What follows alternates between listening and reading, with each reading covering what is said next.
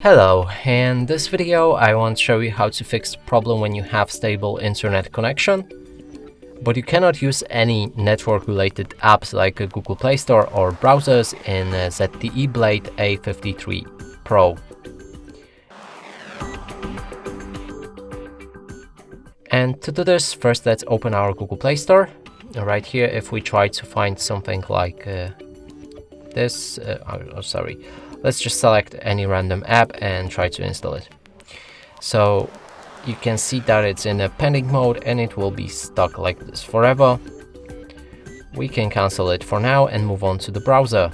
I'll be using Google Chrome, and if you try to access any website or refresh already opened one, we have this problem instead. And to fix both of the issues, we'll need to enter our settings, then scroll all the way down and select System and Update. Go for Date and Time, and here enable Set Time automatically.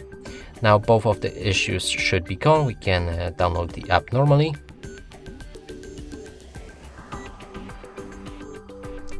And the same is with Google Chrome, so we can refresh a page.